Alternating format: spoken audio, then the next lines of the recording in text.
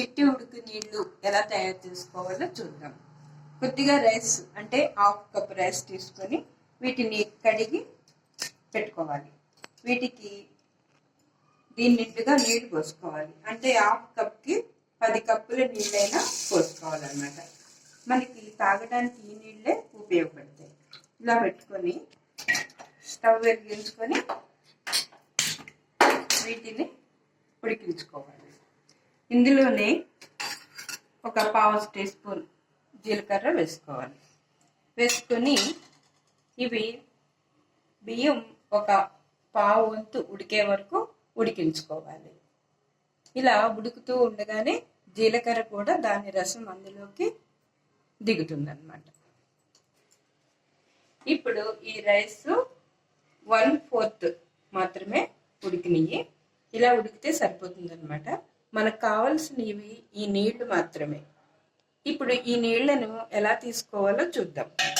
ఒక గ్లాస్ తీసుకుని ఈ గ్లాస్లో ఒక గ్లాస్ తీసుకుని ఈ గ్లాస్లో తగినంత ఉప్పు వేసుకోవాలి. మనం తాగటానికి ఎంత సరిపోతుందో అంత వేసుకోవాలి. అలాగే ఒక పావు స్పూను నెయ్యి వేసుకోవాలి. ఈ నెయ్యి తోడుకున్నది అంటే ఇలా గట్టిగా ఉన్నదే వేసుకోవాలి. ఈ స్పూన్ని ఇలాగే గ్లాస్లో ఉంచి మనం ఈ నీళ్లను గ్లాస్లోకి ఇలా ఉంచుకోవాలి.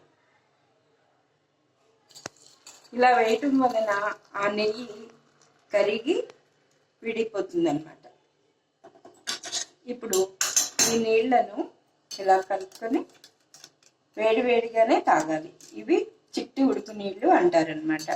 వీటిని తాగటం వల్ల ఉపయోగం ఏంటంటే యూరిన్ ఇన్ఫెక్షన్ ఉన్నవారు 3 పూట్ల 3 గ్లాసులు నీళ్ళు ఈ తాగినట్లయితే చిట్టి ఉడుకు నీళ్లను యూరిన్ సాఫీగా అవుతుంది.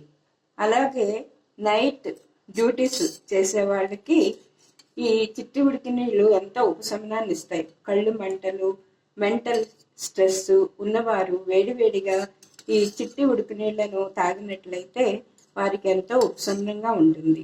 అలాగే వేసవి తాపాన్ని ఈ చిట్టి ఉడికి నీళ్లు చాలా తగ్గిస్తాయి అన్నమాట. పూర్వకాలం మన పెద్దవాళ్ళు కూల్ డ్రింక్స్, ఈ ఫ్యాన్ సౌకర్యాలు లేని సమయాల్లో వేసవిలో ఎక్కువగా ఈ చిట్టి ఉడికి నీళ్లు తయారు చేసుకొని తాగేవారు అనమాట. మీరు కూడా ఇవి తయారు చేసుకొని తాగి వీటి ఉపయోగాన్ని చూడండి.